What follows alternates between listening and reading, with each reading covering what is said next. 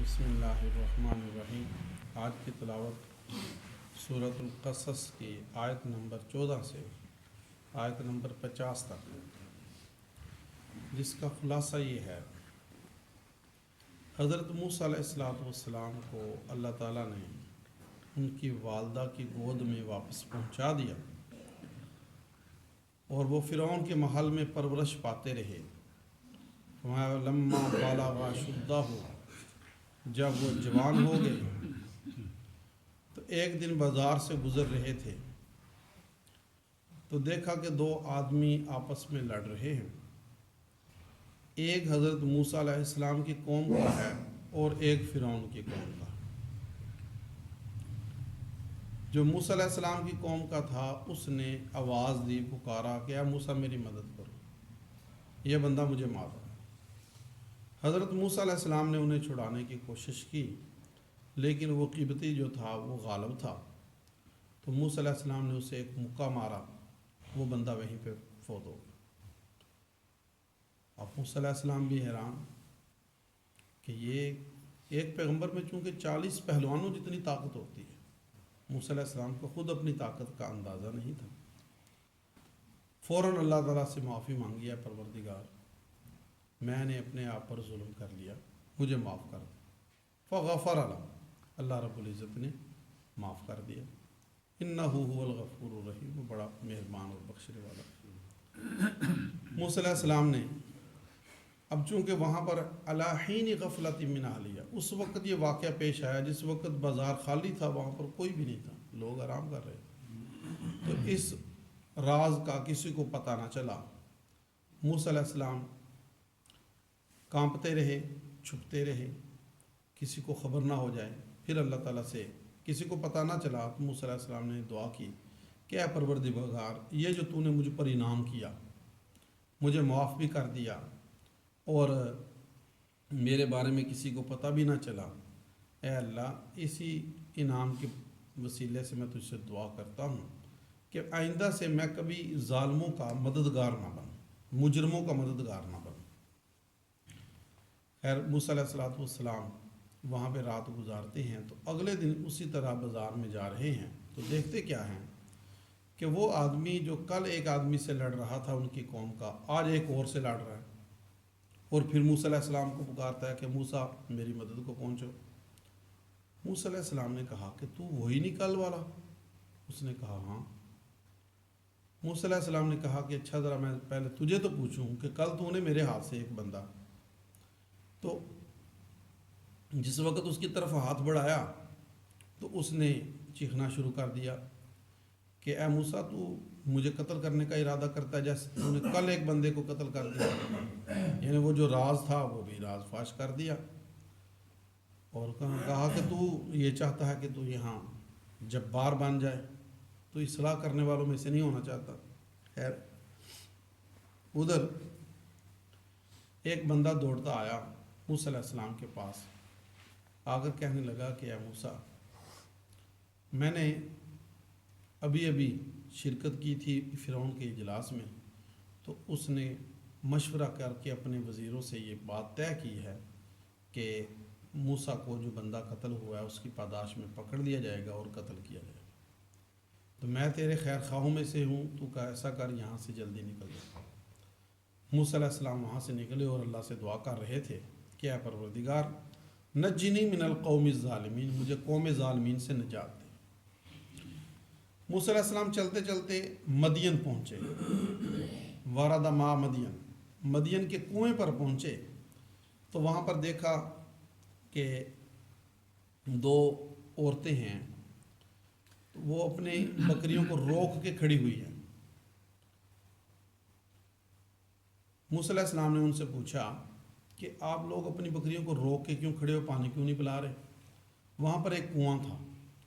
ان لڑکیوں نے کہا کہ چونکہ ہمارا والد بوڑھا ہے اور ہم ڈول نکال نہیں سکتی، چرواہے آتے ہیں اپنی بکریوں کو پانی پلاتے ہیں، جس وقت وہ پانی پلا کے چلے جاتے ہیں، جو پانی تھوڑا بہت تالاب میں بچ جاتا ہے وہ ہم اپنی بکریوں کو پلاتے ہیں۔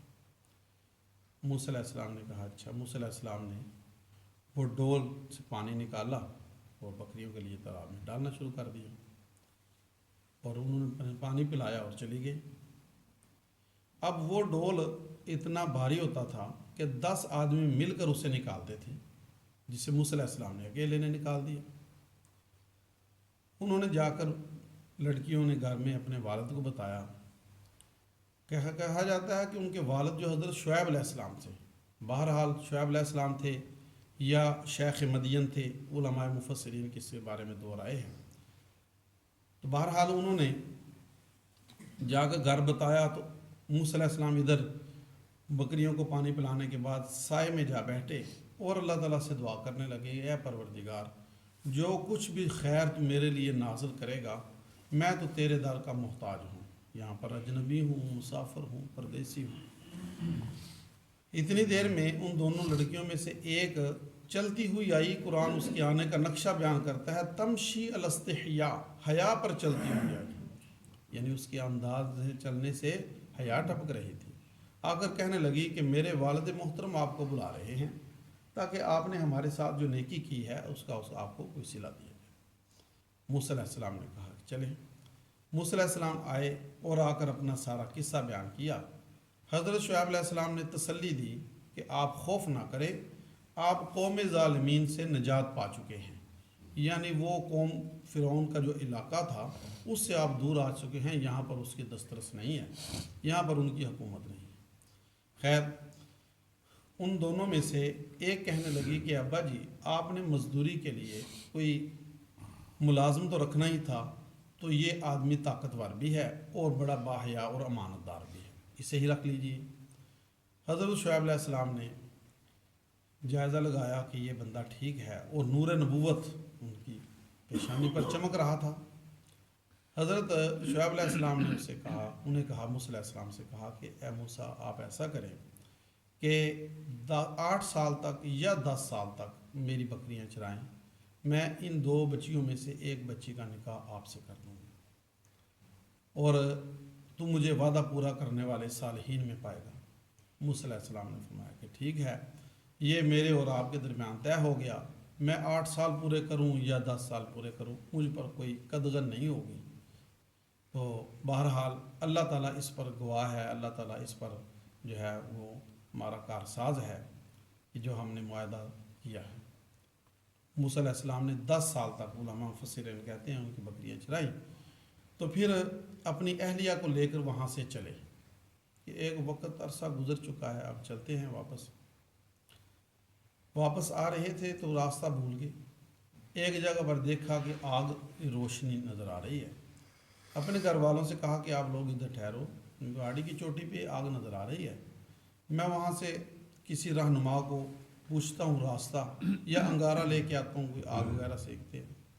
جس وقت وہاں آئے تو وہاں سے آواز آئی کہ اے موسیٰ، بے شک میں اللہ ہوں رب العالمین، اور یہ اپنا عصا پھینکیے۔ موسیٰ علیہ السلام نے عصا پھینکا تو وہ اژدہا بنا، سانپ بنا، حرکت کرنے لگا۔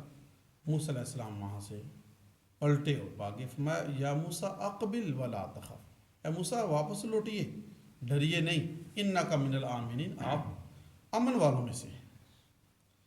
اور فرمایا اسلک یدک فی جیبک، اپنے ہاتھ کو اپنے گریبان میں داخل کیجئے، وہ چمکتا ہوا نکلے گا، اور جب آپ کو خوف طاری ہو، خوف لاحق ہو، تو اپنے دونوں بازوؤں کو اپنے سینے کے ساتھ ایسے ملائیے تو آپ کا خوف دور ہو جائے گا۔ یہ 2 نشانیاں لے کر جائیے، ایک عصا والی اور ایک ہاتھ کے چمکنے والی۔ فرعون کی طرف جائیے، وہ بڑا سرکش ہو چکا ہے، وہ فاسقین کی قوم میں سے ہے۔ موسیٰ علیہ السلام نے عرض کی کہ پروردگار، میں نے ان کا ایک بندہ قتل کر دیا تھا، مجھے خوف ہے کہ وہ اس کی پاداش میں مجھے قتل کر دیں گے، اور میرا بھائی ہارون جو ہے یہ زیادہ فصیح ہے مجھ سے اعتبار زبان کے، تو اس کو میرے ساتھ کر دیجئے تاکہ میری کوئی تصدیق کرنے والا تو ہو اس کے دربار میں۔ خیر، اللہ رب العزت نے فرمایا کہ ہاں، ہم تمہارا بازو مضبوط کریں گے ہارون کے ساتھ، اور وہ 2 تم تک نہیں پہنچ سکیں گے، تم غالب رہو گے اور تمہارے ماننے والے۔ موسیٰ علیہ السلام آئے اور جس وقت اپنی تورات کی واضح آیات جس وقت پیش کی، اللہ تعالیٰ فرماتے ہیں آیاتنا بینات، ہمارے واضح معجزات ان کے سامنے جب پیش کیے، کہنے لگے کہ یہ تو جادو ہے جو گھڑا گیا ہے، یہ اس طرح کی چیز ہم نے اپنے باپ داداؤں سے نہیں سنی۔ موسیٰ علیہ السلام نے کہا کہ اللہ بہتر جانتا ہے کہ اس نے کس کو اپنا رسول بنا کر بھیجا ہے اور کس کا آخرت کا گھر کا انجام کس کے لیے ہے، تو بے شک وہ کامیاب نہیں کرتا ظالموں کو۔ فرعون کہنے لگا کہ اے میرے سردارو، میں تو بہرحال یہ دیکھتا ہوں کہ میرے سوا تمہارا کوئی معبود نہیں، معاذ اللہ، تو ایسا کر ہارون ایک محل بنا، اونچا محل بنا، یہ تاکہ میں جان کر دیکھوں موسیٰ کے الہ کی طرف، اور میں تو دیکھتا ہوں کہ یہ جو ہے جھوٹوں میں سے ہے۔ اللہ رب العزت فرماتے ہیں انہوں نے تکبر کیا، ہم نے ان کو ہلاک کر دیا، پکڑا اس کو اور اس کے لشکر کو، اور ان کو عبرت کا نشان بنا دیا۔ دنیا میں بھی ان کے لیے لعنت ہے اور آخرت میں بھی وہ بدحال اور لعنت زدہ ہوں گے۔ اور آگے فرمایا گیا کہ پھر ہم نے موسیٰ علیہ السلام کو اپنی کتاب عطا کی پہلی بستیوں کے ہلاک ہونے کے بعد، اور یہاں پر آپ علیہ السلام کی نبوت اور رسالت کی دلیل بیان کی جا رہی ہے۔ اے پیارے حبیب، آپ اس وقت غربی کنارے پر نہیں تھے جب ہم نے موسیٰ علیہ السلام کو یہ نبوت دی اور ان کو فرعون کی طرف بھیجا، اور نہ آپ اہل مدین میں تھے۔ یہ آپ جو ان کے سارے حالات بیان کر رہے ہیں، تو یہ ہم آپ پر وحی نازل کر رہے ہیں، تو یہ آپ کی نبوت اور رسالت کی دلیل ہے۔ اور اگر یہ بات نہ ہوتی کہ اہل مکہ یہ کہیں گے کہ ہمارے اندر رسول کوئی آتا، ہم اس کی پیروی کرتے تو ہم نیک ہو جاتے، مومنین ہو جاتے، اور ہم عذاب کے اندر مبتلا نہ ہوتے، تو یہ ایسا نہ ہوتا کہ ہم آپ کو جو ہے ہم نے جو آپ کو رسول بنا کر بھیجا، تو اس کی وجوہات میں سے ایک وجہ یہ بھی ہے کہ یہ لوگ یہ نہ کہیں کہ ہمیں اچانک عذاب میں پکڑ لیا گیا، ہمیں کوئی بتانے والا تو آیا ہی نہیں۔ خیر